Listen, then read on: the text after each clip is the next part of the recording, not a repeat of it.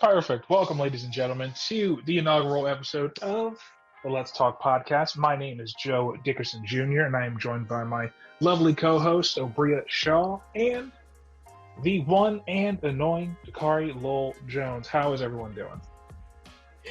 I'm great. How are you? I'm doing rather well. How is my brother from another mother doing, who doesn't call my mom even though she wants him Stop playing this game. I made plans to go see your mom, and you backed out. Don't play me. Well, yeah. Don't play me. Wow, why are you like this, Dakari?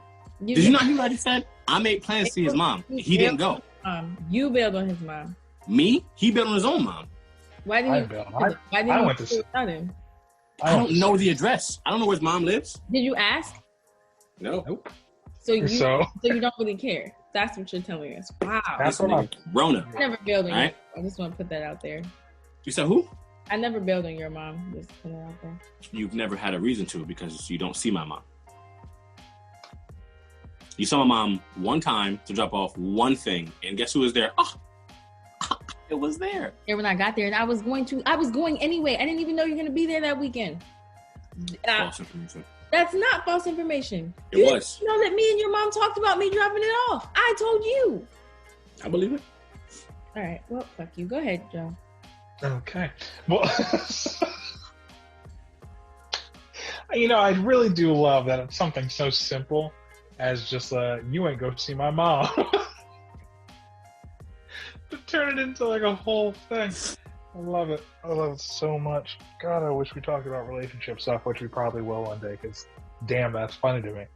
But today, and unfortunately, like one of the worst stereotypes to me about Black culture, is we are late to the topic of Black heroes outside of the month of February. Ain't nobody had to know that.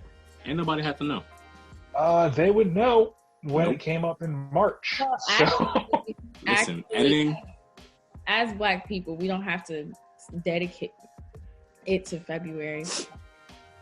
Realistically, we should be discussing this on a regular basis to kind of reinstill in the culture that we're worth more than a month. So we're not technically late. We're on time with the reinsurgence of normalizing conversations about our Blackness outside of February, in my opinion. I mean, I'll take it. I loved how you worded it. That was great. Thank you. So today we are going to be talking about, for however long we decide to talk about it, we are going to be talking about Black heroes, and specifically our heroes that were Black from our lives. I don't know who wants to go first. Obria, Dakari, y'all got one to start us off? Okay, I'll start us off. I love that solid pause. I'm going to go ahead and get the obvious one out of the way, because he actually was prominent in my life. I've done obviously several book reports on him. The whole 9 yards, reading the speech and going over it several times. Martin Luther King Jr. That's right. Big ol' MLK. Back when I was growing up and I didn't truly have a father figure that I felt like was my own, even though obviously, the world shared MLK. He stood for something that I valued, which was he never, at least in my young eyes, he didn't let people stop him from doing what it was that was truly important to him. He pushed on, he made a difference, he helped people through his actions and stuff. And that's something as a young man I really, really admired. And I didn't have that so much in the male figures in my life at the time when I was a kid. So that is something I will always value from anyone. So I respected his leadership. I respected the words that he said, the speeches he gave when I read them back when I was younger. So that was one that definitely meant a lot to me growing up and helped shape me as a person, had a hand in that. So I have a question, if that's how we're doing this. So growing up as a Black man, do you feel like what you learned about him and learned of him carried you through your years and kind of helped shape the type of Black man you wanted to become? And would you still consider him a hero, or do you think that it was like prevalent in the time that you needed him, and then that kind of shifted as you grew up? I would say it was prevalent in the time that I needed him.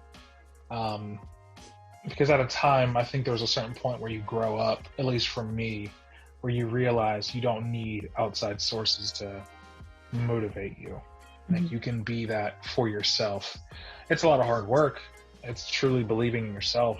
But I think that I hit a point where it's like, all right, I don't need, because I used to get very sad at the concept of like, my sister has someone to kind of look up to in our mom, but I don't really have, like, I have my mom as well, but she's not a male, so she doesn't go through exactly what I'm going through. And, you know, vice versa. I'm not going through what she's going through or what my sister's going to go through. You know, I just won't experience the same thing. So I would have wanted someone who understood more so where I was coming from with certain things. Now, of course, never met MLK because, you know, passed way before I was born. But at the time of my life, when I was looking for some type of leadership and guidance, he helped fill those gaps when needed. So he was prevalent and was used for those times. I just valued it. I valued what he stood for. And, you know, once you grow up and I grew older, like I said, I just started relying more on myself, started telling myself, yeah, I'm awesome. And I just kind of rolled with it. And here we are. Awesome. Yeah. Okay, do you want to go next? I'll second what you're saying. Although it may be cliche, I would say that he's a hero for multiple reasons. I like, obviously, what he fought for and what he stood for. But more than that, I appreciated how he did it. I think that it took a very big person to go about such a drastic change that was needed in the ways that he did. And I know there's always this, like, not always. I think he did it in a way that's good. And I think there's no Black person alive that's going to be able to say that they didn't agree, even though there were different forms of going about the same end result. You know, with like him and Malcolm X, I think that every Black person, every person will respect how he did it. I know there is controversy in choosing which one you agree with more and why. So at the end of the day, I think I agree more with how he went about it, with his lack of violence and trying to be what I saw as the bigger person, because it's one of those things where it's like, you're just not, in my opinion, you're just not going to win all the time fighting the same way everyone else fights, especially if you don't have the same weapons, you don't have the same privilege, or you don't have the same space or ground or footing. You know what I mean? You just got to do things differently until you become equal. And then once you get to where you want to be, then you can maybe, you know, do things differently. I feel like, you know, we were seen as, you know, like savages and as less. So it's almost like one of those things where anything that we would have done was going to be taken with some type of animosity, no matter what it was. So it's almost like we had to be better than our enemies for a time until we were, I want to say, seen as equals, but obviously we know that's still not a thing that is existent right now. But closer, then we can like alter, you know, how we go about it, if that makes any sense. So I'll second that for Martin Luther King. So can I ask you a question? Yeah. So do you feel like that, like with what you were saying, do you feel like trying to be the bigger person falls in line with the twice as good to get half as much mentality, or just removing yourself from or putting yourself on a higher ground? I'm kind of confused by your question. So, So you said that you admired Martin Luther King for kind of taking the high road, so to speak. Right, so to speak, yeah. Yeah, and I'm asking, are you saying that, like, do you feel like it aligns with being, and you said, you know, taking the high road until we were seen as much as we can be seen in 2021, because we know that that's still an issue. we're definitely not in an equal or equitable state either. But are you looking at it in terms of, okay, we had to be twice as good to get half as much, so we had to go above and beyond to not meet them with violence to be as seen as we are now? Or are you looking at it in a space of he kind of gave a perspective that moved us to a higher ground to look at things like from a mountaintop view versus in the valley and in the trenches? Yeah, I would say doing it in that way would get us to have just better footing, just to stand and then fight. So now, now that, at least with the law, our rights have been seen and our equality is existent, then that puts us in a better place where we can actually maybe go about our fight in different ways. You know what I mean? Because before, we didn't have a vote, we didn't have a say, we didn't have anything. And if we wanted to get that, even legally, I don't think that we would have been able to with straight violence. We weren't about to beat them into changing the law. This wasn't going to happen, because then again, we'd have been seen as savages, we'd have been seen as even more of a threat than we already was. And then we would have just been seen as animals, you know what I'm saying? We wouldn't have been seen as like, these are people. You can't, because in the marches, in the times, in the speeches and everything, there were black people and white people. Obviously, more black people, but there was a mix. So I think if we were going to go about it in a way that was violent, the small few that we had that did fight with us or walk with us or whatever wouldn't have been there. It would have been a legit down the line. Because I think he made it an issue where it was like inequality versus equality, not black versus white. You see what I'm saying? So obviously the inequality versus equality was black versus white, but he didn't call it black versus white. He didn't come at it like my people versus your people. He came at it like this morally is incorrect as a whole, which was able to eventually chip it down to the point where we could, get to where we got to with him. But yeah, that's my answer. Hopefully that answers the question.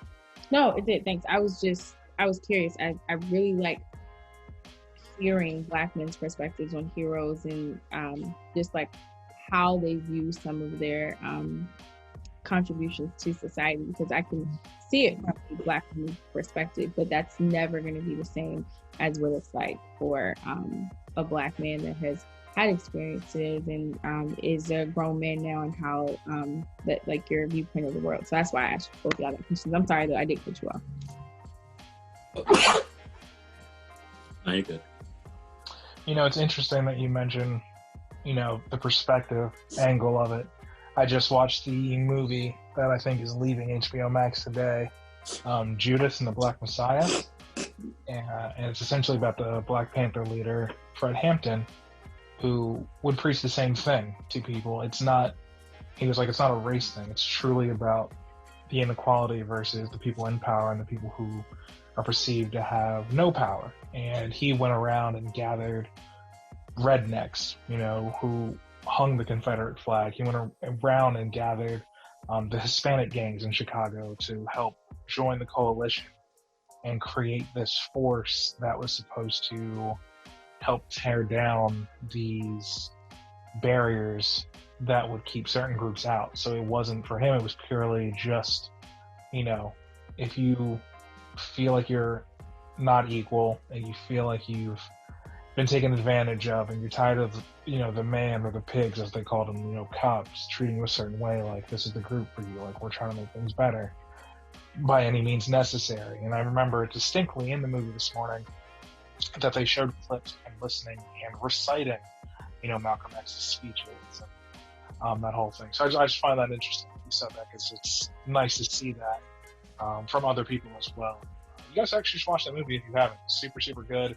I really was unfortunate that it was a true story and how it ended, and the guy who actually does act like the Judas who betrayed the guy. It was great. I definitely recommend it. Yeah, I just wanted to say that real quick. So I may have to watch that. Yeah, super, super good. Actors were on point. 2 actors from Get Out. Daniel Kaluuya. Oh, I like. And then I forget the other gentleman's name, but he's been in a lot of stuff recently. He's really, really good. He was the guy who got kidnapped in Get Out, and then was the one who shouted at Daniel to be like, "Get out! Like you got to go." Once he snapped back to who he was for a second before, the white guy took over his brain again. So, yeah, Okay. good time. Spoilers. That's what happened. That's what happened. I don't give no damn. I don't give no damn. You can Get Out by now. Yeah, like that's Listen, that's I a ain't whole. gonna hold you. I just saw Get Out last year. Wow. How do you mean you just saw Get Out last year? I mean what I said. Why? Why did it take you so long? You know me. I don't like to hop on trends. I mean, that's fair, but still. It's still. So you're saying you don't support our black brothers who are director? Please don't do that. Please don't do that at all. I don't want to partake in this conversation. No, of course not. No, I think as Jordan Peele's first movie, I think he crushed it. But I think, honestly, for me, and this is a tangent, I'm gonna say it. I think it's better than Us, even though I did really like Us. It was better. It was better than that. Yeah, and I didn't see his third one, so. Us was great. Don't even do that. Us, I wouldn't even say it was better. I wouldn't say it was better by any means, because like I think the story of Get Out is amazing. But as far as like get out of here, bro. Better than Us, there was no mystery to Get Out. There was no mystery. It didn't have The to mystery- be a mystery. It didn't have to be a mystery. It was real fucking life. It wasn't. Let's stop. What it stood for was real, but it wasn't real. Why should there be a mystery there? There was no need for a mystery. Mystery that carries the plot. I don't like scary movies. Us scared the shit out of me. Okay? Us isn't even a scary movie. I was scared. Us, there was so many different levels to Us as well. So many different levels and so many different not metaphors. Oh my gosh. Maybe they were just different. They were different. That's why I wouldn't say one was better than the other one. I just thought that Us was great, and I think that Us is slept on. If you think it's better, because there's so many different levels to Us, that's crazy. Even the end to it was like, yo, like what? It was great. To me, there was too much in Us. There was too much. What? There was too much stuff he was trying to throw into the movie, because there was a lot of symbolic things that he did. But if you really want to nitpick stuff, like the tethered doesn't truly make sense. If you think about just it in and of itself, it's like the tethered doesn't make sense. But you know what does make sense? Placing white brains in black bodies. Yes, because that makes sense. Here, let me get this cup, Joe. I would believe that more than an empty vessel who mimics your movements sometimes, but you have to also be close to them. And then how do they get their clothes if no one's around to feed them? Or clothe them? Like, there's so many things. They eat rabbits. What are you talking about? Yeah, I mean, like, the clothes is where they get their clothes from. Bro, there was no people down there that we have. They probably have places to get their clothes. The point of the matter is, wasn't everything. That was the thing. They didn't have everything. That is the point of the film. Like, do you remember the lady who got the plastic surgery? Yeah. The lady who changed her face. Yes. She did family's friend's wife. Yes, right? She did it via surgery up top. She got everything done professionally, blah, blah, blah, versus the one at the bottom who's literally just cutting her face. It's literally the separation. Like, I know you know what it's for. Literally the separation of classes. So you talking about their lack of access to material things is what the movie is about. Where'd they get this from? Where'd they get that from? Exactly, my nigga. That's the point. The point is, not everyone has the same access to the same amount of things. I hate talking to you and seeing your face, because this isn't your face. So everything that I'm trying to say to you is just a smug ass look. That is my face so much. Because now I am making that face. I know you understand that. I just think for me, I enjoyed Get Out more because it was a nice racist story that was a little tighter as far as the script goes, in my opinion, towards the socialism story of, the whole economic issue of, classes and all that crap. Don't get me wrong, they're both good. Again, didn't watch his third one that either he directed or produced. Antebellum, I think. Didn't watch that one. All right, if you want to say anyone wasn't as good, Antebellum wasn't as good. But I didn't see that one. But I liked. You ain't see it? I didn't see it. You ain't trying to support the black brothers and them directing and making movies and because I saw all three. I don't. Well, you just saw them, so don't act. Two of them just came out. What do you mean? Those came out 2 years ago. All right, well, I saw it in theaters, so. And Get Out Twice. came out 4 years ago almost, because I remember when that came out, I just started dating Molly. And all I everyone made the hear joke. is, I saw them all, you only saw 2. That's all I heard. So. I didn't see Antebellum either. Also, I feel like I'm a punk when it comes to things that might be a little scary. Like, it's kind of hard for me to see them. I need like to watch them in the daytime. I need 3 people here with me. Like, so that's part of the reason. That's part of the reason why I didn't watch Antebellum. That's false. Okay. But I actually will have to agree with Dakari on Us, only because I am biased because I was scared. I'm not even gonna lie. I had bad dreams for like 2 nights, but taking my fear and my bias out of it, I think that Us was more complex and told multiple stories. I will say it was a little more complicated than Get Out. Like, it wasn't that simple, but I think that was the point. And I think there's a level of, like, for us, you could watch the movie and have a surface level of understanding and still enjoy it, but the more conscious you are, the better the movie got. So there was an evolution of the movie within the actual evolution of the plot of the movie.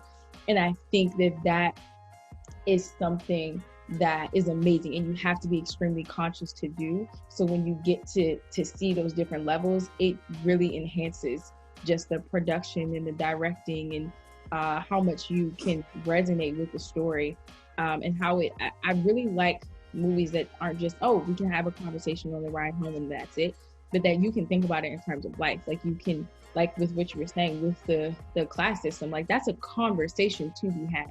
So as much as I like to Get Out, because I really did, and I saw it like 3 times, Us, the complexities of Us takes the cake. And it really shows how freaking amazing Jordan is. Very true. I think if you had to pick a Jordan Peele movie to show someone, like, that one had so many different levels to it, in my opinion. A lot of different levels. I've seen it, I thought, twice, back to back, and it was just amazing both times. I picked up things I didn't even pick up on the first time. It was great. I did like Get Out as well, obviously. But yeah. Well, Jordan Peele, I'd probably say he is another person who also did break some boundaries when it came to the horror genre and thriller genre. So I know he probably is an idol for some people who also want to do the same thing and have their name recognized. That's not an easy feat to make a decent thriller/horror movie. So, and like have it be mainstream and talked about for a long time. So kudos to him for not just sticking to black comedy. Cast, especially one with the black cast. Yeah, absolutely. I think he definitely crushed it. So I look forward to more of his work. At some point, I guess I'll watch Antebellum. Just kind of forgot about it. Is that the one? That's the one where she goes back in time, right? And she's like a slave. But also, like, not. It's like a weird time dilation. That's all I remember. Janelle Monáe is in it, and I feel like that should be reason enough to watch it. It's not. But that is the movie, Joseph. Yes. Okay, just making sure. It's the same one. Oh, dope. All right, O'Brien, you up? Who was the hero to you? I have multiples. Okay, so I have. Why are you making it seem like only heroes we have is MLK? So we said one. We said one. We're going one at a time. We're going one at a time. Oh, yeah. You thought that was our whole list of black heroes? You thought that was the whole list? We accumulated it all in 10 minutes, Joe. That's it. I don't know, y'all. I don't know. Look, you don't know us. I have. Yeah. Okay. Anyway, wow. I'm actually, that warmed my heart. Oh my gosh, the lack of respect on our names. I have more faith in Joe than I do in you, Kari. I feel like you know 2 black people anyway. So, anyway. Hey Joe, who did you marry? I'm sorry? Who? Why are you playing like I didn't marry. I mean, I'm not married, so. You're not married. You're not married. This is. It's crazy. That one hit. No, that one hit a little personal. So I had to. Let me just come back. Let me just come back. Cause you're playing. I don't know why you're playing. Yes, you. You know what? I'm not. I ain't going. You know what? Listen, I ain't talking to you no more. Joe, I'm coming at you now. Did you not? This ain't got nothing to do with you. So I apologize if anything was coming at you because you just there minding your business. It's this one in the middle that's deciding to try and shake it up and rock the boat. Like we ain't spend hours upon hours talking about black people, black lives. Like motherfuckers ain't shed tears. You know what? I'm gonna go. Because all I did was agree with Joseph here about MLK. I ain't talking about black heroes for me. So I'm gonna say one of my black heroes. It's not your turn. It is my turn. I was agreeing with Joe, and I thought we were gonna stay upon that, but that's cool. So I'm gonna do what may be cliche, and I'm gonna say that Chadwick was one of my heroes. He's done. No, it's not your turn. We had to. It's not your turn. Can I go? No, you can't go. Can I go? No. Listen, this will be quick. I only know MLK and Chadwick Boseman. Those are the only two black people I know. So take it back. All right. This is me standing correctly. Are y'all ready? I take it back. I am actually very sure, and I can stand firm, that Dakari has more than two black heroes. He knows more than two black men, and that he has done his research and has resonated with strong black individuals that I'm sure he's going to discuss and talk about how they have enriched his black life.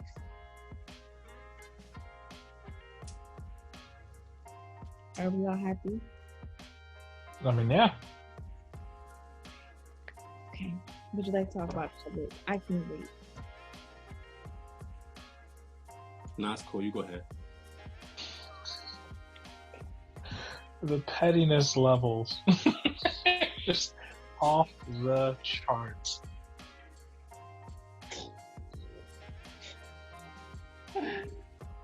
Oh, I need a shot.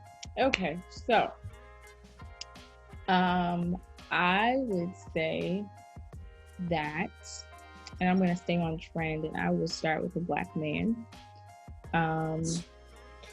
And I will say that my dad is actually one of the most prominent black heroes that I had growing up. And it's very interesting because I wouldn't say that he was my hero, he was my dad. And that's not to take away anything from him as my father or anything like that. But it was Roger Shaw, the man, that was my hero, because I was able to see him in a completely different light. And I think separating the two made it easier for me to see him as that hero, because as a dad and as a husband, you know, especially as a child and growing up, you see flaws and ills that can kind of be like, okay, maybe he's not a hero.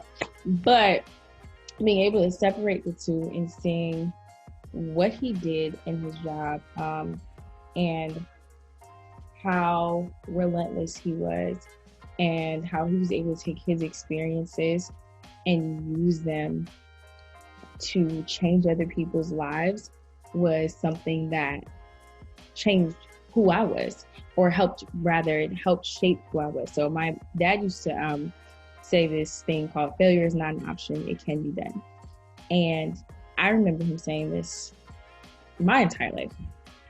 And I used that philosophy in everything I did from like the time I was 4. I remember thinking like, oh, no, you can't fail because there's always a way to get it done. There's always a way that this is going to happen. To the point where I stopped taking no for an answer. And I remember my dad being in situations where he would have to fire somebody, or he'd have to like demote them. And I remember him coming home and being like, yeah, that's not an option. It can be done. And he'd find a placement for them. He'd find them a new job. There'd be students that was like, oh, they failed, they can't graduate.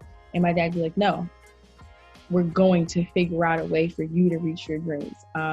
He ended up opening a school type thing called the Re-Engagement Center.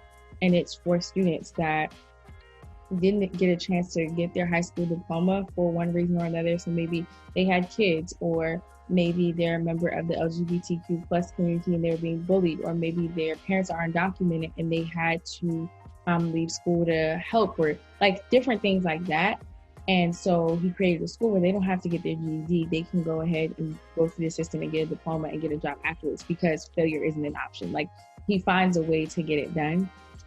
And I mean, for the majority of my life, he was the only person that worked in the house, and it didn't matter because he made it happen. And still was able to positively affect other people's lives throughout his entire career. And being able to see him do that and then do it passionately and do it with joy and see the results of it, and see like students come by and like, I didn't think I'd graduate. I didn't think this would happen or that would happen. I didn't think I'd have a job. But, you know, Mr. Shaw made a way when it seemed like there was no way.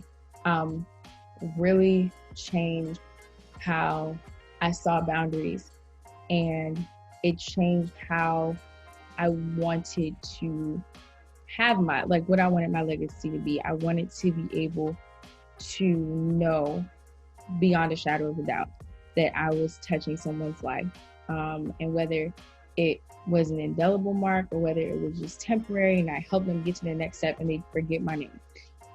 Just being able to be a part of that process that helps someone understand that they don't have to succumb to circumstances was profound to me. And I don't think I always realized how big it was until I got older and I was able to make my own decisions. And I always would think about how my dad made his decisions and how he didn't let his current circumstances determine what he did for somebody else.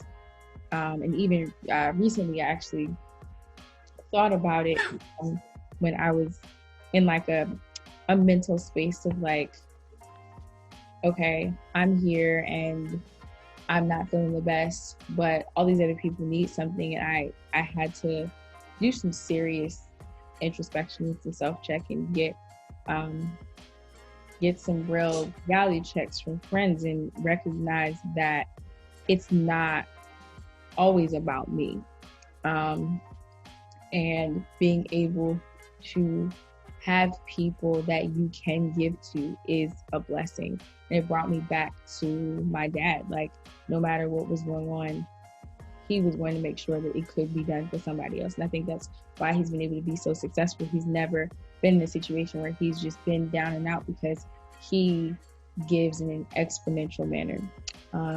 So for those reasons, he is one of the biggest Black heroes I've had in my life. And no matter what has happened on a personal realm, I can always have respect for Roger Shaw, the man, because he has really done some amazing things in my opinion.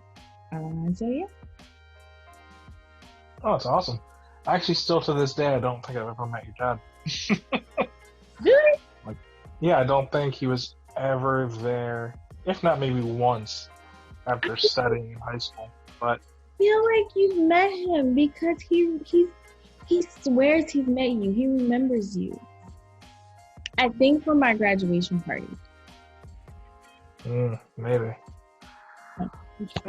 Who knows? But he definitely sounds like somebody you'd want to have a nice conversation with. So hopefully I get to meet him again one day. Yeah. And talk to him as an adult. But yeah, I would have to say another hero for myself. And I'm going to say my mom, because she's, the best for last, since you just want to act like ain't nobody going to say their parents up here. So, but to be fair on that topic, another father figure that truly meant a lot, and I know Dakari and I have actually talked about this separately, was James Avery from The Fresh Prince. First things first. Rest in peace, Uncle Phil. For real. So he was one of the best versions of a well-rounded black father figure I can honestly think of. And I've recently gone through and watched, Moesha with Frank Mitchell, and I've watched Family Matters with Carl Winslow, and I've watched a couple other shows here and there, One-on-One with Flex Washington. Like, I've watched all these. We love Flex. We love Flex. Flex, I mean, he was good. He was interesting. His show was corny as hell, but Flex Alexander's show, it was corny, but it was still interesting for the time. But out of all these people, and so many more, I would say the best well-rounded father figure has to be Uncle Phil. James Avery did an amazing job. I know he especially helped, Will Smith along the journey. Will Smith didn't know how to act, so he helped him along the way to give such a convincing performance when the show really needed it. Case in point, the infamous father episode of Why Don't We Love You, Man? Like, everyone who even knows even a little bit about that show knows that scene, because it was one of the most powerful scenes in that entire series, because Uncle Phil or James brought that out of Will. He's like, do it again. And then once he did it correctly, he was like, that's acting. Like, that was amazing. So he brought that out of Will, which made that so super iconic, because a lot of us young black men really don't have that father figure who wants to stay around or just is around in general for whatever reason. We don't get that. So to have that be portrayed on the main screen, but still have a positive role model there to show, like, just because he's not there doesn't mean I won't be, and yada yada yada. It was nice. It was nice. I think Dakari and I will agree as well. He becomes a little weird. Uncle Phil gets a little weird once. Don't do that. Second version of Aunt Don't Viv do that. comes around. But Don't do that. Let's just forget a that part. He was still a good role model as far as what you want to aspire to be. I don't mean, you don't have to be a lawyer, you don't have to be a judge, you don't have to be in the justice system or whatever, but just someone who genuinely has your back and also wants to teach you good values. So I think, like, peak Uncle Phil is probably season 2, season 3, where he just is an all-around great guy. Has the kids' backs. He's understanding. He's more understanding than he was when the first show first started. He was a little more parental than he was in the later end of the season, the series. So, I honestly wish I could have met James Avery just for a little bit to say thank you for being that father figure to so many people who got to watch and go, yeah, I want to be this one day. What he is, I want to be that for whoever I can be. So I know that was a solid one of mine. Did you do research on that scene? What do you mean? Why doesn't he want me scene? I believe here and there, I think I've heard Will talk about it several times. I think I heard James talk about it once. And just going through it, to my knowledge and understanding, they did the scene, and James was like, this isn't it. Like, this, it's not there yet. And then he, like, whispered to Will, like, let it go, like, do it, like, act, like, forcing him to just give it all he has. And then he finally does, and that is, what they put on TV. And then he whispered in his ears, he, like, took his hat off, he's like, now that's act, like, that's it. And then that's all I know. But why? What's up? Nothing. I didn't do any research on it. I heard somewhere that there was like ad lib, like they wanted him to be like, oh, just kind of water off a duck's back, and it's not where it went. But I don't know for sure enough to say that as fact. I just don't remember where I heard it from. I like that version better, to be honest with you. Yeah, I think you're right. I think he was supposed to say something, but Will just kind of ran with it. Because that's what that scene needed. That's what that scene dictated. Because, to be fair, I think that episode's a little weird in general, but that's more so on Will's part of it all, and what the show needed to kind of convey. But for that scene alone, you know, that's exactly what needed to be said, even though we probably could have gone away for the whole episode. So, yeah. What about you, bruh? What was another hero for you? I'm gonna go back to what I was saying about Chadwick. And I gotta be real, like, as much as he played, as good as an actor as he was, and as many black heroes and role models he's played, you know, from James Brown to Jackie Robinson, it wasn't his on screen that would make me classify him as a hero to me. It is the fact that he does what he says, or he did what he said, you know, the things that he talked about. I feel like there's this stigma in Hollywood where if you go and you talk to people, especially for someone who's passed, if you're being honest, they're always going to say nice things about the person who's passing, always. But one of those things that was said about him is how, like, caring his spirit was, and how, you know, much he enjoyed laughter. And in the speeches that he performed and the talks that he had with people, it was always positive, it was always upbringing. It was always about, you know, not letting things get in your way. He did a speech at Howard, I think, or you said you were there actually, about when God has a plan for you, there's nothing that's going to stop you. Like, you're not going to, you know, there's no barriers that you can't overcome.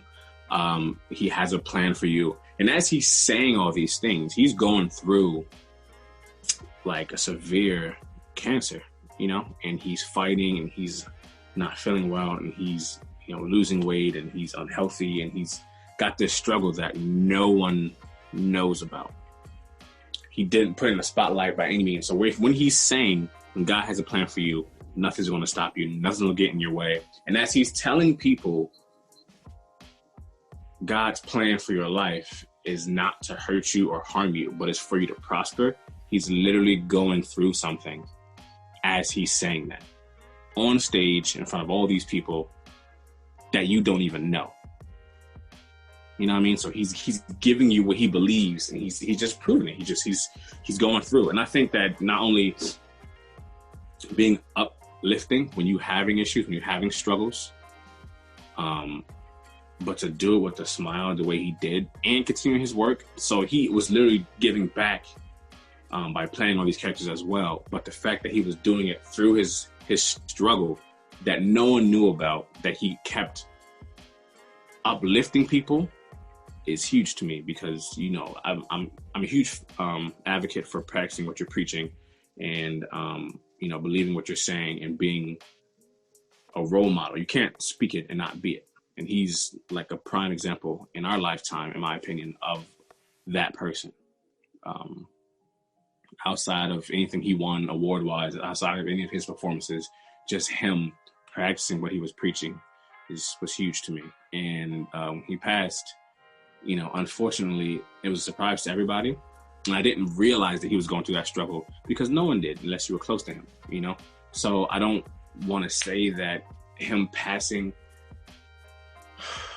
idolized him verbally, you know, because it's a difficult thing to say, but it was just like the stamp on it, you know, like this was, I don't know how else to word it, to be honest with you, but the fact that he battled through was awesome. And you know, and I never knew him, obviously, but when I heard he passed, and, you know, I watched the videos and I heard the speeches, it really affected me almost more than any celebrity that we've lost. Like, I mean, I love Michael Jackson a lot, and his work and what he did. But even when he passed, I didn't feel the same way as when Chadwick passed. When Chadwick passed, I remember reaching out to my mom and being like, this one's different. Like, this one hurts. So yeah, I'm gonna have to go with Chadwick. Yeah. Hella respectable answer, just because, I mean, like everything you said, dude going through such a hard battle in his life, and then still just showing up to hospitals, making kids smile, you know, just teaching cancer patients, like, hey, you know, giving them hope and courage, this is what they need. all going through it. That is a hero. He was more than the Black Panther suit. He was more than Prince T'Challa and all these roles he played. He was an actual hero, just in plain clothes. And I think the world felt that. They felt that from him and Kobe, because I know Kobe did that same kind of thing for others. He was a hero to so many who loved the game of basketball, because they saw that he genuinely loved the game of basketball and never gave up, went against everyone who was a hell of an opponent. Like, I think they talked about when Kobe passed, how he went against Michael Jordan. He wasn't scared. Like like supposedly the whole team was like, but Kobe was like, no, what's up? Like, let's do this. So I don't know. I think those were the two celebrity deaths, at least as far as last year's concerned, that I think the world kind of held their breath for, because it's like, damn, we just lost some solid people that could genuinely make a difference in this world, and have made a difference in this world for so many people. So yeah, good pick. Okay, Obria, with your infinite list, trying to show somebody up. Just to touch on what Kari said, I was Chadwick is definitely notable.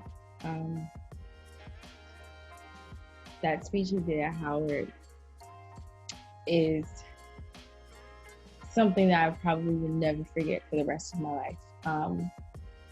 Just because of a place I was in when he did the speech, and then how it has resonated with me in this season I'm in my life right now. And like Kari was saying, recognizing that he was going through an unexplainable battle at the time, and still used his platform to touch lives. Like, if he touched nobody else's life, he touched mine. And it's just like, I don't think there are words to articulate how impactful that is. So yeah, just to add on to that.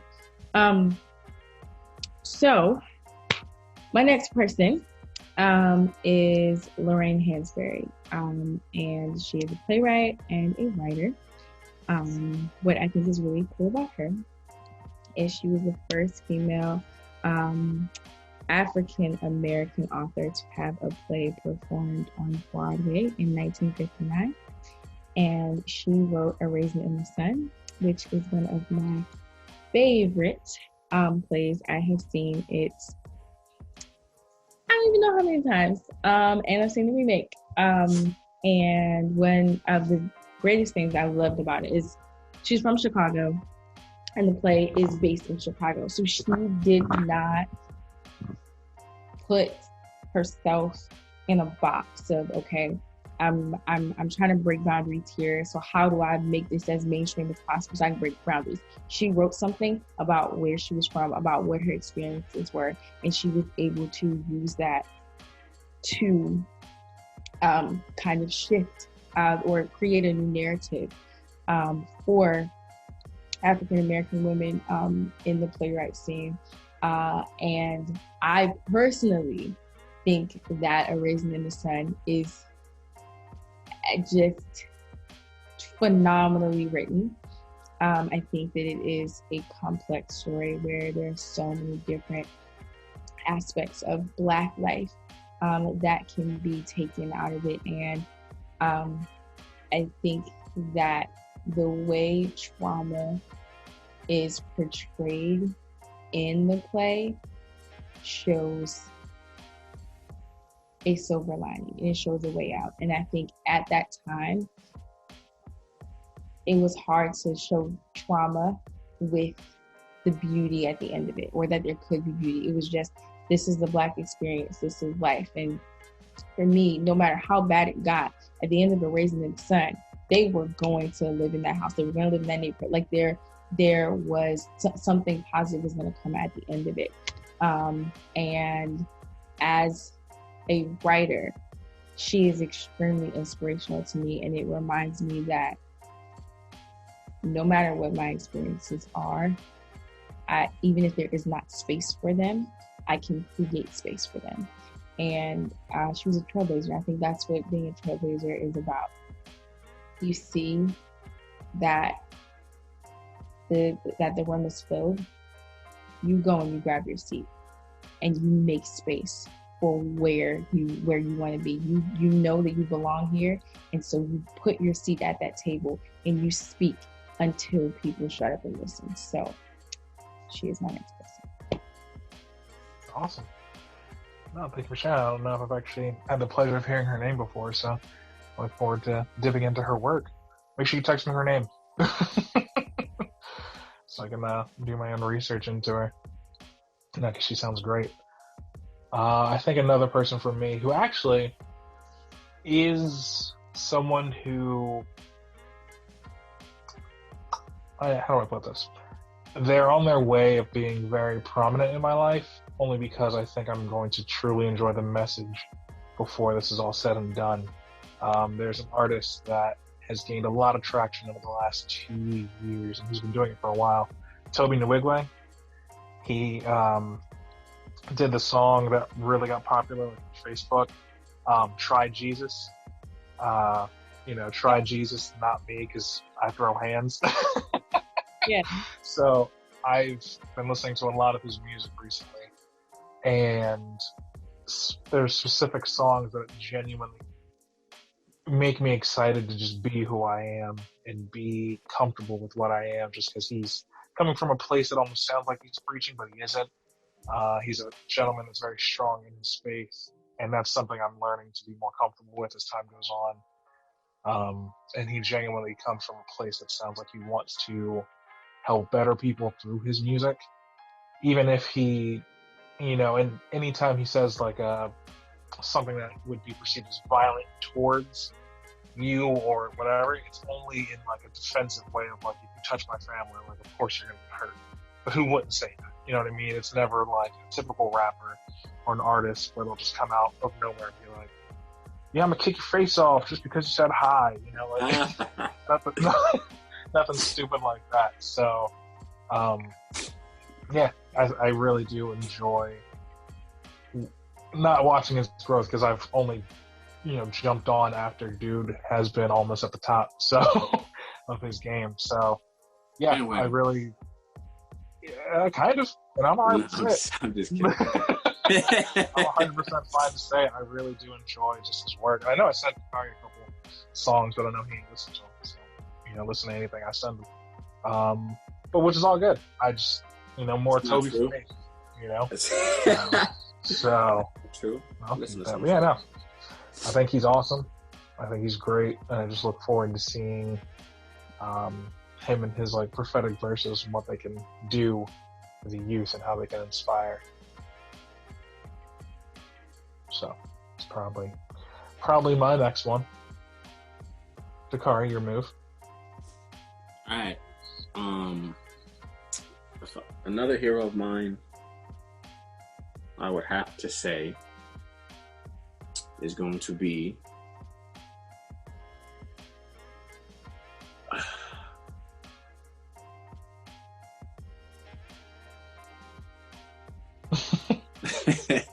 all right. Honestly, I'm gonna have to say Dave Chappelle. Honestly, I caught the end very late.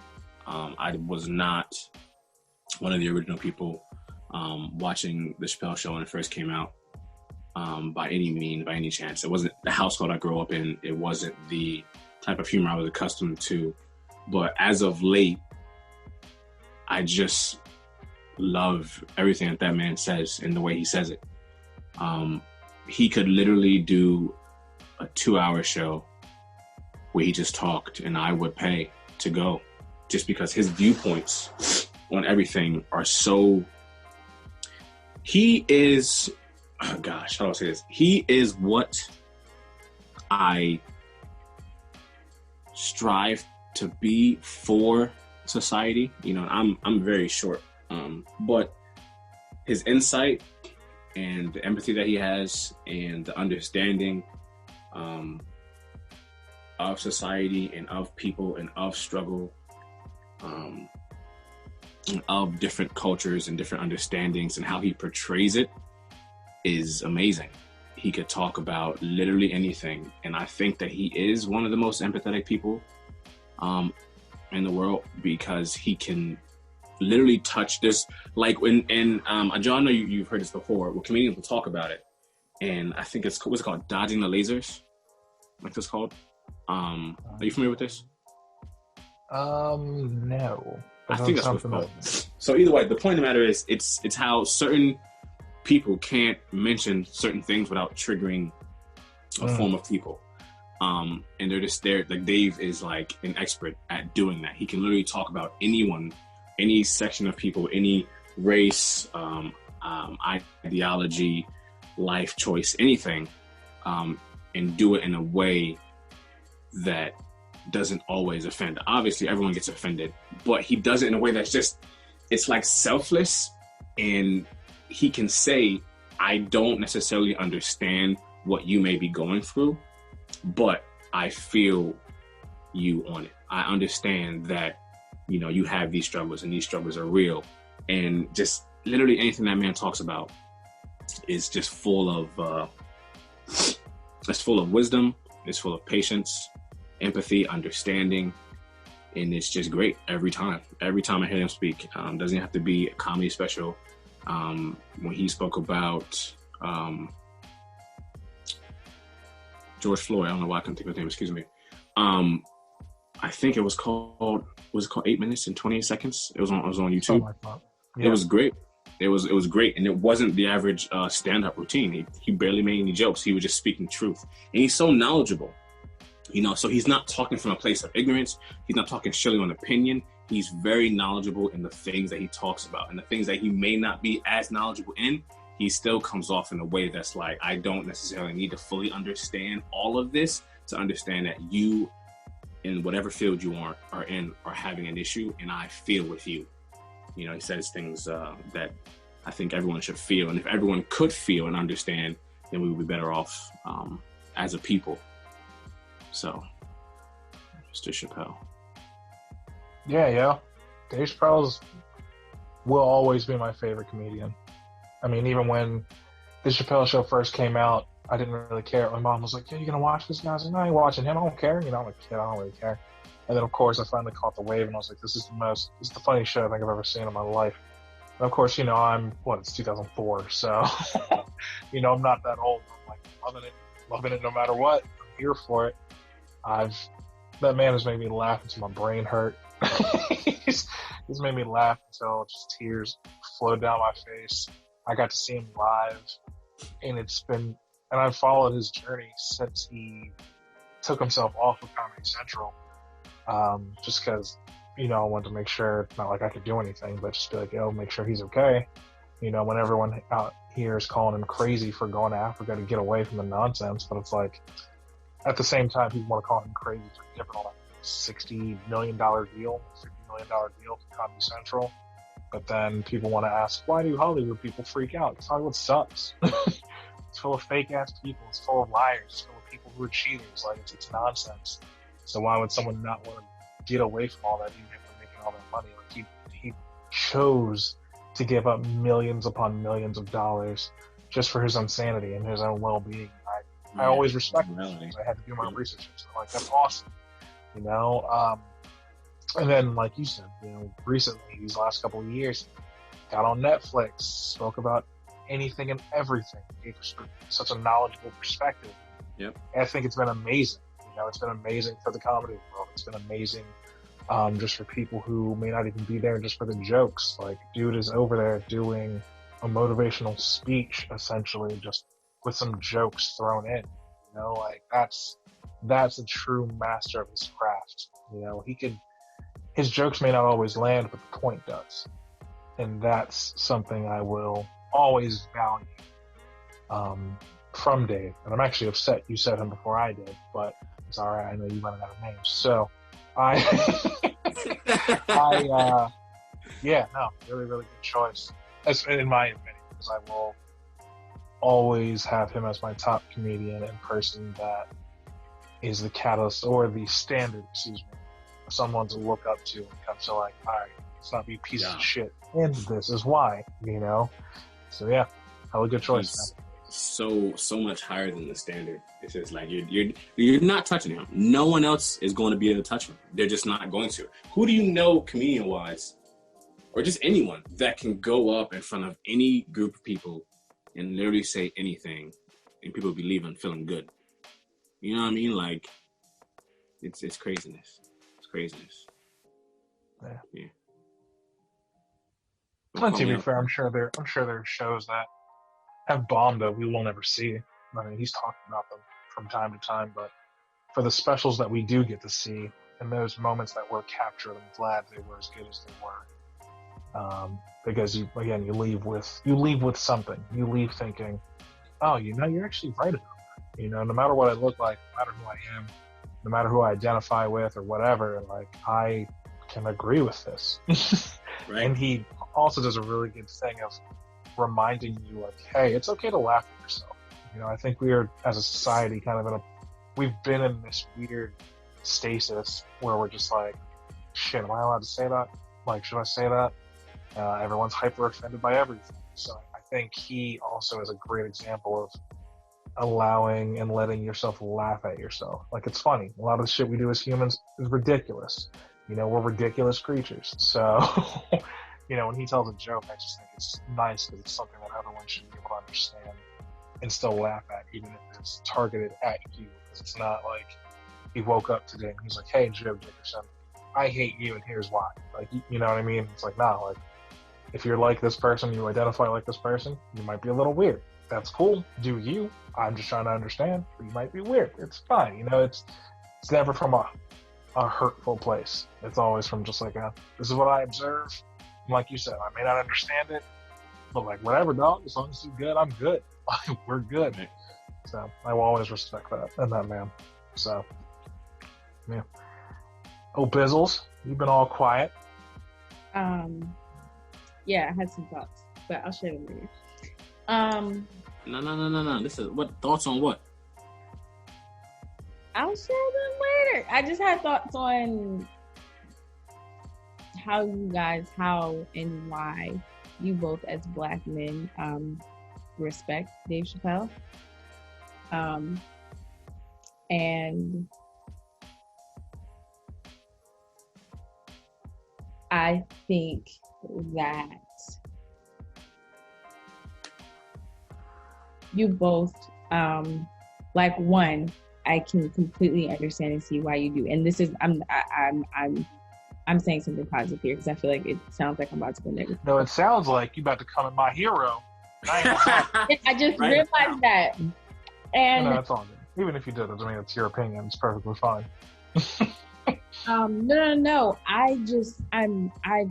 I feel like you both humble yourselves when you're talking about Dave Chappelle, and I think it's very admirable.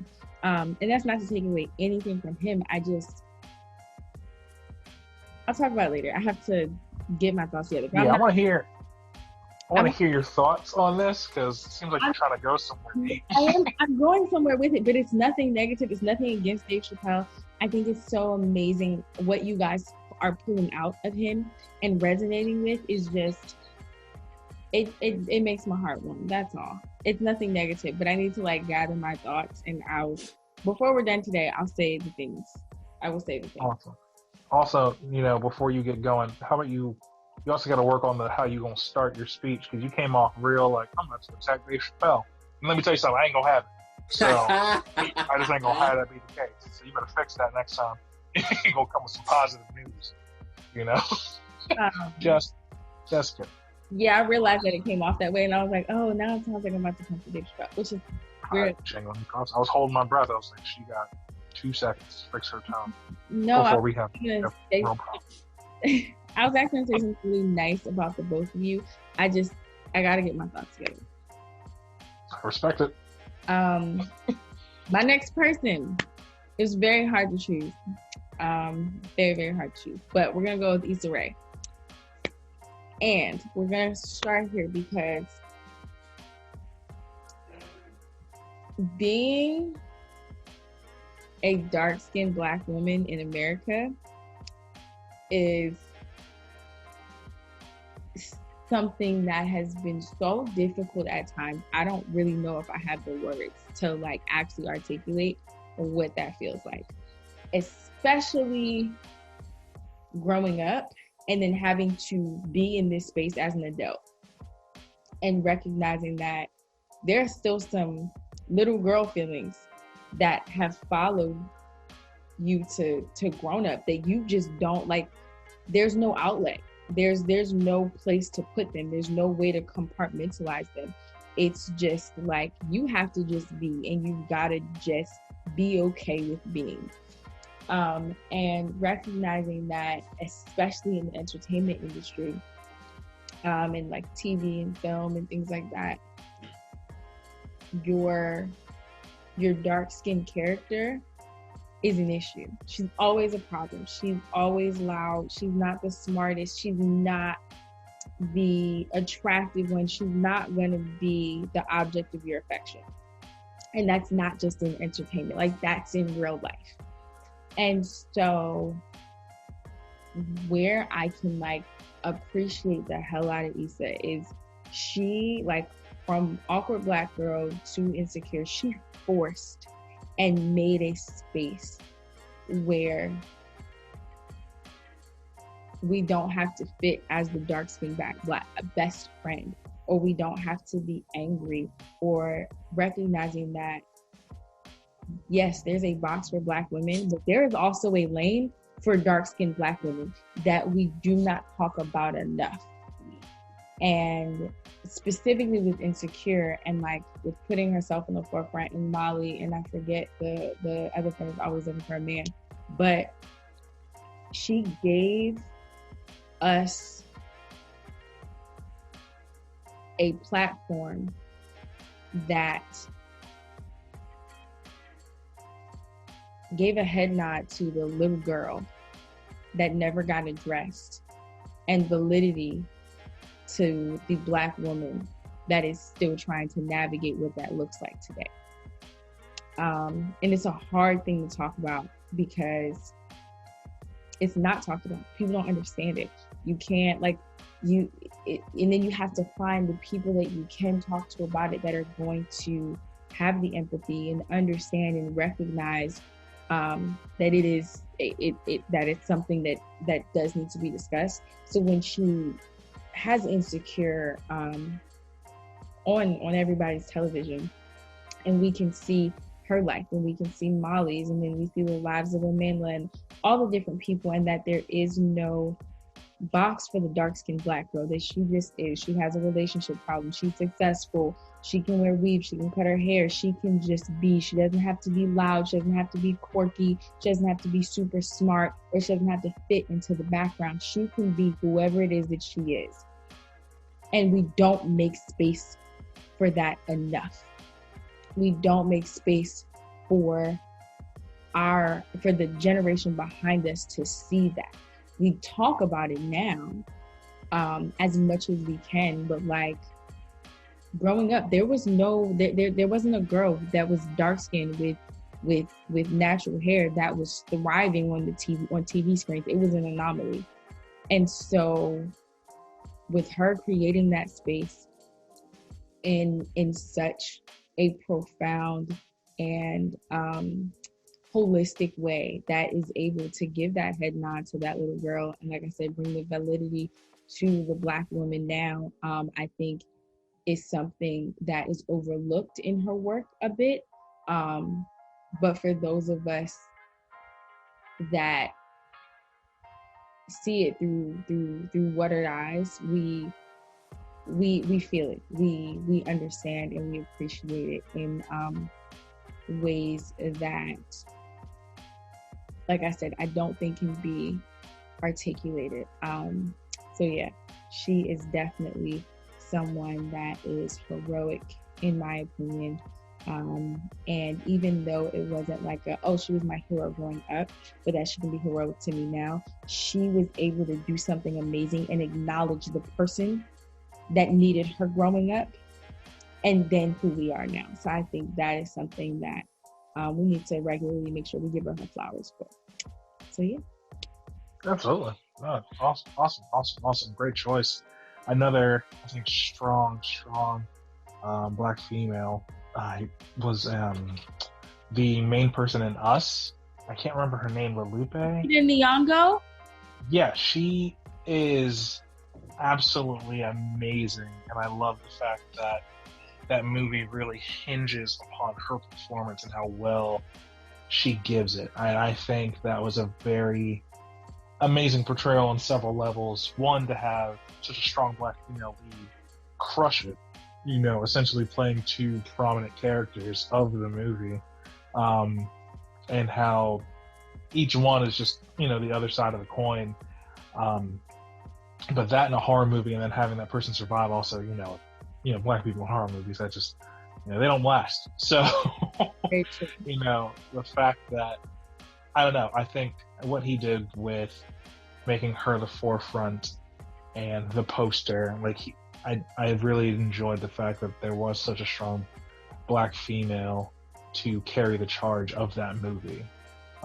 Whereas Get Out doesn't really have that. The poster might be like a teacup or whatever else, or the main couple, but it wasn't just this one character that conveyed so much of what the movie really is. You know what I mean? So I respect her and the strength, that she has to just be a boss.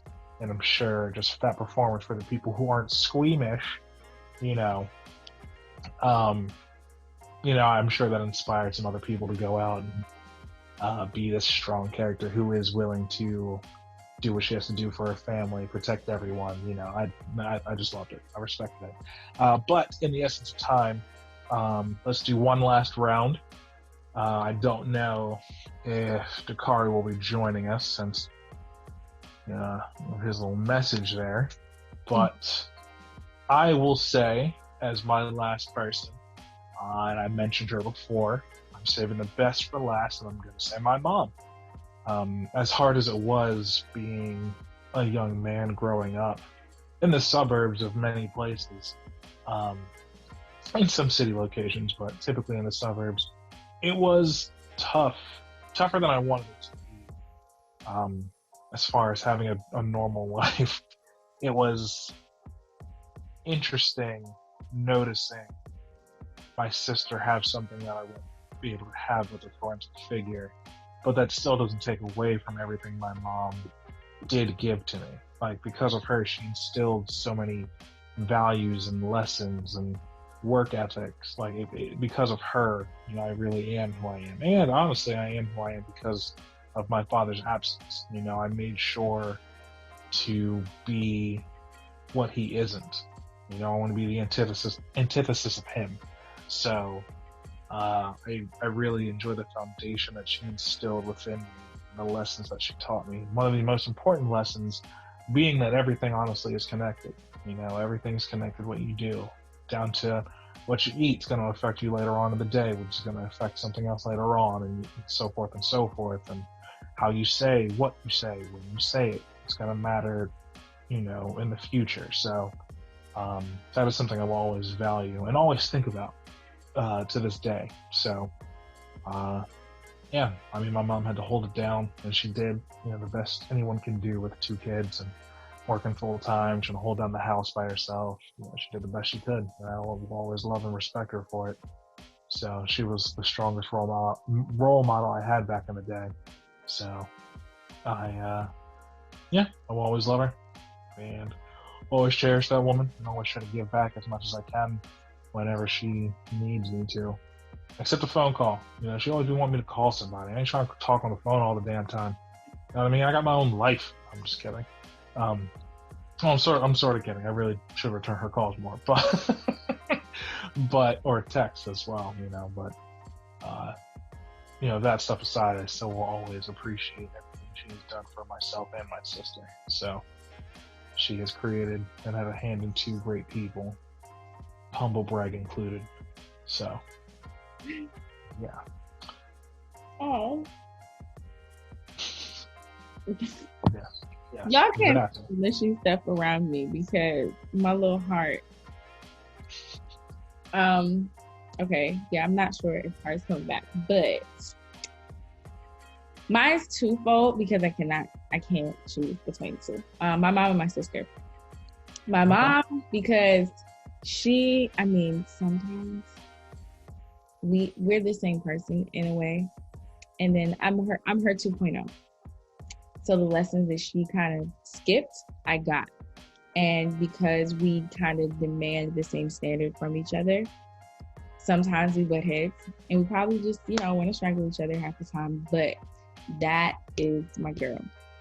My mom did that. Like, she homeschooled 3 kids, kept the house, running. Like, I love my dad. He's a great provider, but that was his lane. My mom was in every other lane. Like, she did the budget. My mom is like, her dad, she's one of 8, and her dad was like a boxer and a mechanic, and he did like a bunch of other things. So he made her resourceful. So my mom was not one of those people that was like, oh, we have a flat tire, the hot water heater went out, I'm gonna wait for daddy, or I'm gonna call a plumber. No. My mom was like, oh, okay, bet, let me get into the sink and fix it. Let me change the tire. Let me change the light bulb. Let me put the bunk beds together. Let me also make sure that my kids have 3 hot meals. They are fully prepared for whenever it is they go to school. And like she made sure everything happened. Bills are paid, like all of it. My mom did it all. And I cannot thank her enough. Like, she made sure that when simple things, like when we went to school, we were prepared. No one was behind. Like, we were in line to be as successful as we could be. There was nothing that was going to hold us back. When it came to, like, I like to write, so she made a point to making sure she honed in on that skill. She made a point to hone in on different things. Like, I can use tools better than I can cook, because my mom was like, no, you'll never be that damsel in distress. You can order food. You can't, or you got to wait for somebody to change the hot water heater, things like that. So she made sure that we were as prepared as we could possibly be for the world. And she gave up her life, her career, her salary for us. She found out she was having me, and my mom didn't go back to work until I was 21, I believe. So 21 years, she gave up her entire life to make sure that we were happy, that we were successful, that we were good. For as long as I can remember, I had 3 hot meals, and my mom didn't believe in like cereal as breakfast for whatever reason. So like, we get fruit, and if we had cereal, that meant we also had to have like pancakes, biscuits, grits, and bacon afterwards. And then, like, let's say she made dinner and I didn't want what she had for dinner, she would make me a whole separate meal because I didn't want spaghetti or I didn't want fish or things like that. Like, she went above and beyond to be the bomb.com. Like, so hands down, I don't know how she did it, but my mom raised, I feel like she single-handedly built our house. Like, she made sure that our house ran, period, full stop. She raised 3 kids that were able to go out into the world and do exactly what they wanted to do, that were able to fend for themselves and be able to grow into people that we've always wanted to be. We didn't have to, just kind of decide that we're going to take this track because we weren't given the tools to do anything else. No, she made sure that we were ready. And I can only try to be half of the mom that she is. So yeah, my mom. And then my sister at 4 years old, she was diagnosed with Graves' disease, and it really kind of shifted her entire life. It's a hyperactive thyroid condition. And it kind of changed her appearance in a way. It changed her mood, like just her, she became a different person. And if it were me, I would have been careening into a depressive state for the rest of my life. My sister never used it as a crutch. She never let it deter her. I didn't even know that she remembered the shift in who she was until she was like 13, because she just kept pushing forward. And it caused a lot of health challenges for her, and she very easily could have given up. I know people have given up in that position. I don't know if I would have been strong enough to move forward the way that my sister did. And she had to deal with like so many health challenges, being in the hospital, being teased because she looked different, because she acted different. And it was a point where it would have been okay if my sister wasn't successful, didn't do what it was that she wanted to do, always planned to do, because she was sick. Like, very realistically, she was sick. There are so many kids that have to get radiation to correct the disease and things like that. And my sister never stopped. So she graduated with, I believe it's magna cum laude, which is I think the highest you can get. It's either magna or summa cum laude from Morgan State. I can't remember. From Morgan State University. She literally had offers from the top Fortune 500 companies. Like, she had your Googles and your JP Morgans and your Goldman Sachs, Deloitte, Boeing, like at her door. She was able to choose her pick. Senior financial analyst at Under Armour, literally breaking into the music. She wants to be a music supervisor. She's breaking into that industry right now. She's not like, okay, let me see what happens here. No, she's going with, like, she's talking to execs at Netflix and Disney. And if she has to go to the hospital or go to her doctor's appointment, she goes to her doctor's appointments and she comes back and she works her ass off and continues to, she wants it, she goes after it. And she has never let what was happening change what her destiny was. And for as long as I can remember, that's been extremely admirable to me, because I don't know if I would have been able to do it. And she just, no matter what, doesn't stop. And she doesn't just do it, but she does the damn thing. Like, she doesn't just, oh, okay, I'll be mediocre. No, she's going to be the best. So those two would be my last two. Those were my best for last because it hit close to home. No, that's awesome. I do remember how lovely your mom was back when we would study for those ridiculous AP classes. Always have a nice home cooked dinner for your friends, which was so outstanding to me as a young man, because I thought that type of stuff ended, once you grew up to past a certain age. No, we'd get there, study until 7, 6, 7, 8 or whatever. Your mom's like, all right, it's time to eat. It's like, what do you mean? It's like, yeah, it's, food. So like, what's up? I'm like, all right. It was always, she definitely knows how to make you feel welcome, and definitely has such a huge heart. So that is something I will always thank your mom for having. And as far as your sister, I didn't know any of that about your sister, so I'm glad she out here crushing it. She ain't got nothing. I ain't doing that well. Damn. She out here, got a disease and acting like, whatever, yo. No, good for her. I'm happy she's doing so well. And one of my biggest sayings in life is, it's not about what happens to you, it's about what you do after that really defines you. So I'm glad that she was able to persevere and overcome something that she's had her entire life. And she was like, all right, whatever, it ain't gonna stop me. Just another day. Let's go out and let's make this shmoney, from all these people. So I will always respect that in a person. So, oh, look who decided to return. It's Yeah, my dad. Yeah, the dad. In case you weren't aware, this is the last round, and I said my mom, she said her mom and sister. So now you gotta end it with the best for last, good sir. Don't do that. Yeah, I heard your mom somewhat because I was around, and I heard Opria say her mom and her sister.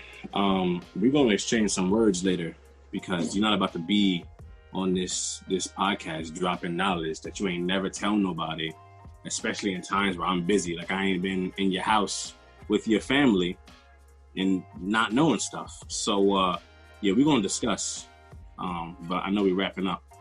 So for the last, person I was gonna say. I can't end this way. All right. I mean, I could. All right, I'm gonna go 3. No, I'm gonna go 2. I'm gonna go 2. I'm I'm gonna go me. I'm not gonna play this game. Yeah, I'm gonna say me. I'm a hero to myself. Every time I face something and I'm able to overcome it, you know, I'm very proud of that. The things that life throws at me, I don't have by any means the worst life out of anybody. But I think at the end of the day, we all should be our own heroes, because that just helps me to continue to overcome things, continue to strive, continue to want the best. When you're faced with something where you know you want to be angry, or you want to be petty, or you want to be rude, or you know you want to be violent, and you choose not to, for yourself and for those around you that you care about, I think that makes us all heroes to ourselves. We should be, in my opinion. So I'm gonna say myself. Also, because we're just doing Black heroes. So, and then lastly, I'm gonna actually say my brother, my younger brother, Blad.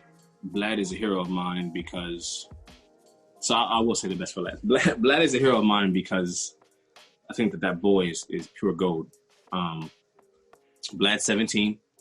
He'll turn 18 in October. And, you know, before, you know, I was as confident in myself, and as, you know, before I thought the way I thought about, you know, being a hero to yourself. You okay? Okay. You know, I have friends like you. Thank you, Joe. I appreciate you. That helped me build upon, you know, myself and my confidence.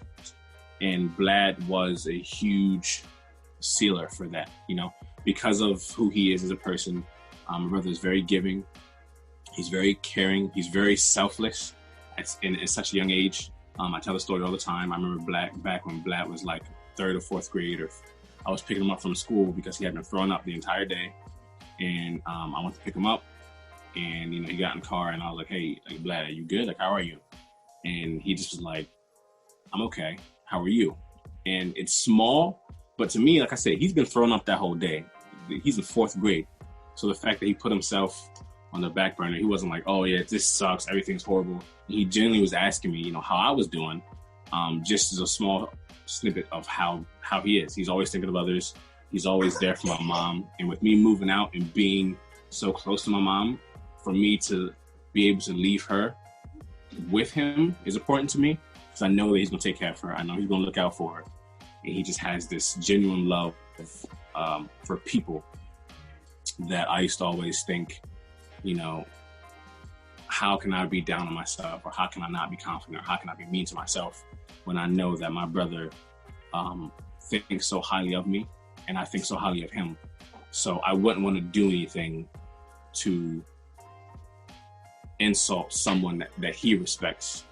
It made it easy for me to respect myself in the beginning, you know? Because, you know, you all have to have that start until you can, you know, respect yourself and love yourself. And that was the start of mine. Trying to be strong for him, trying to think, I wouldn't want him to do this to himself. So the best way for me to teach him to believe in himself is for me to believe in me, to show him to believe in himself. So yeah, I'm gonna say Blad. It's a very, very respectable answer. He's still catching hands from me on his 18th birthday. A couple months. What month it was? Yeah, a couple months Only catching all these hands. I am extremely petty. He shot me with a Nerf gun right in the eye after I said don't do it, and then he did it and he laughed.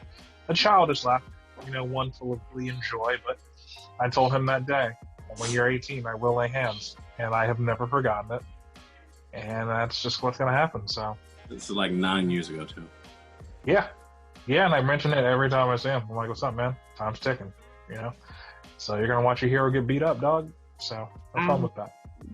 Yeah, so you're going to have to live with that. So, yeah. Quick thing. I wanted to. I already like formulated what my thoughts from earlier, but I didn't want to end this conversation without saying them because I think they're important.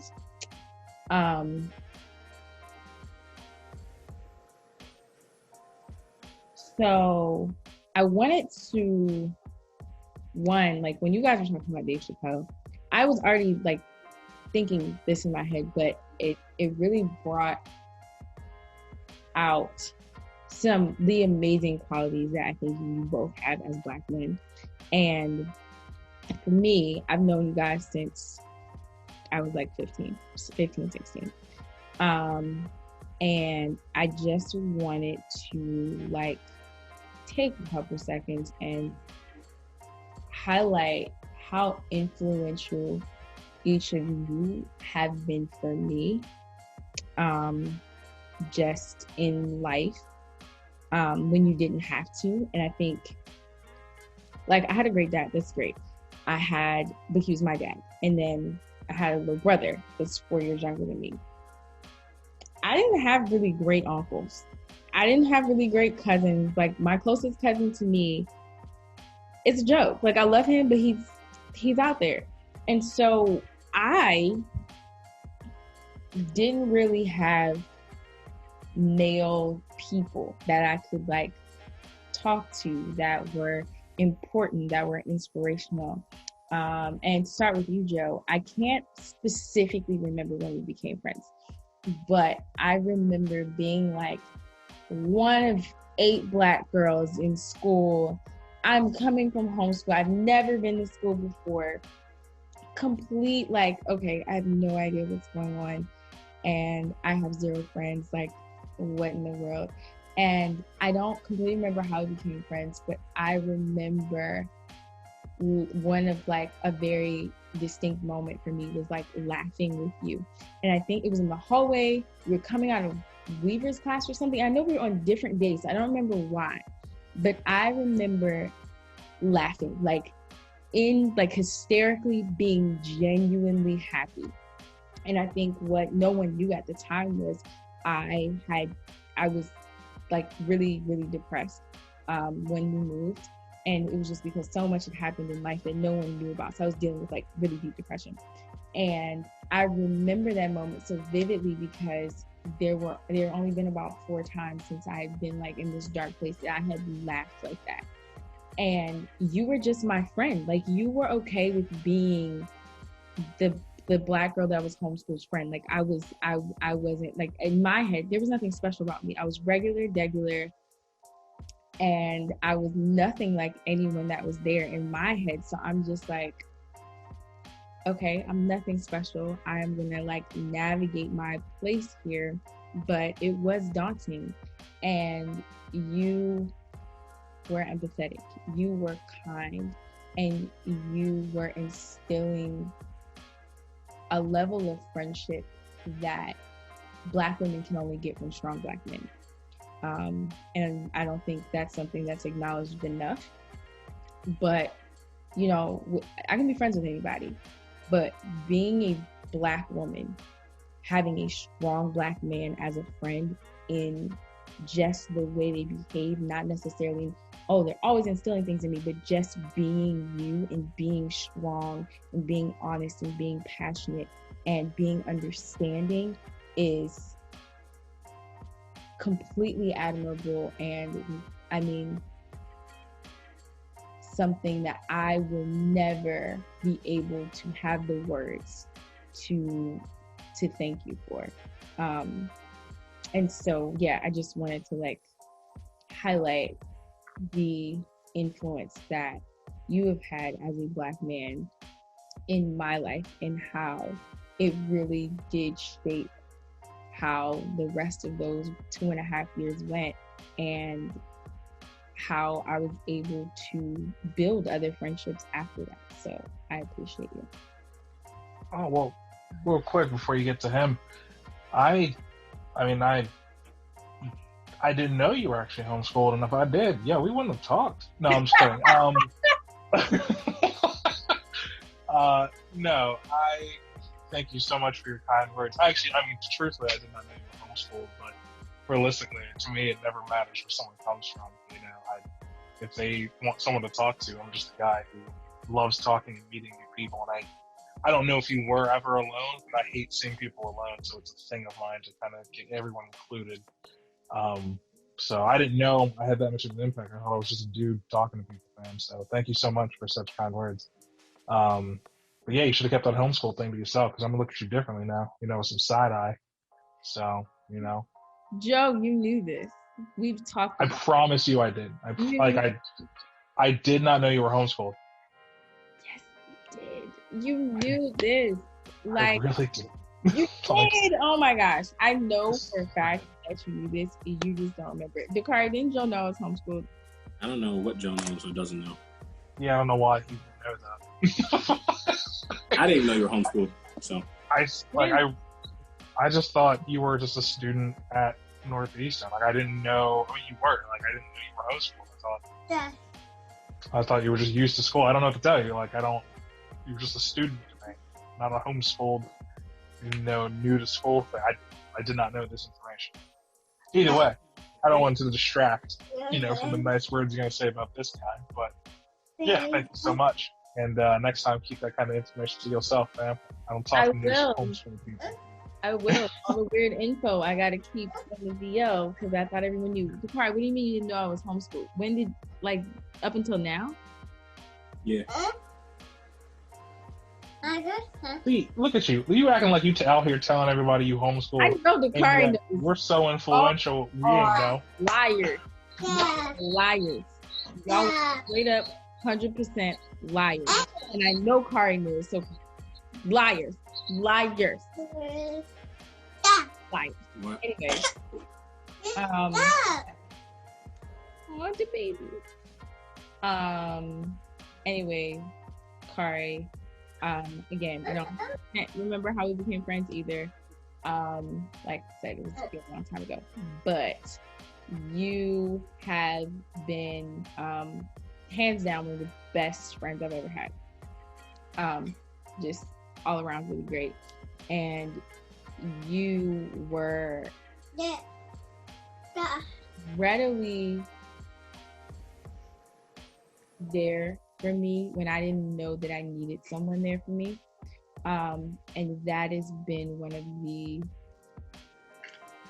best things that I think I've ever experienced in a relationship. You've seen when I didn't know that I wasn't being seen. And literally from 15 to now, you have been extremely consistent in that. And as we get older and friendships get adult and talk about real things when real situations happen, you have to have real people in your corner. It's been nothing short of a blessing of having you being able to be in my corner, because you, like I was saying to Joe, there are very few strong Black men that I know. There are very few strong Black men that I admire, and I want to. Hi, friend. Hi, my friend. There are very few strong Black men that I feel like I can get insight from and respect and prefer to have in my life. And it's not just like, oh, you're filling a void, you're filling a gap. And you are very clearly choice. And for me, that means a lot. That is important to not just have defaults, but no, I think you are a staple and an admirable individual, and I want you in this role in my life. And then when something stuck out to me, you were saying, like the Dave Chappelle thing, and you were like, oh, that's the type of person I strive to, but I fall very short. And it kind of took me aback, because I don't really think that all of the qualities you said that he had, that you fall short in. I think the fact that you wake up every day and strive as hard as you do to be the man that you are, it's nothing. It's you're not falling short of that level of profoundness in your being and your characteristics. And so having you as a staple friend in my life has not just been great, but it has definitely augmented my life and helped make me a better person. I appreciate you as well. Appreciate you. Yeah, I mean, you don't have to respond. Sorry. All right. Alrighty then. Well, I do believe that concludes this first episode of the Let's Talk podcast. Again, I am Joe Dickerson Jr., joined by my lovely co-host Obria Shaw, and my other fatherly friend, Dakari Lowell Jones, joined by his little guest, his little son, that's trying to talk when other people talking, and he don't know no better. So, somebody need to be a better role model. Teach his kids manners. Yeah, I done said it. I done said it. Either way, goodbye, everyone. Baby, say bye. Bye.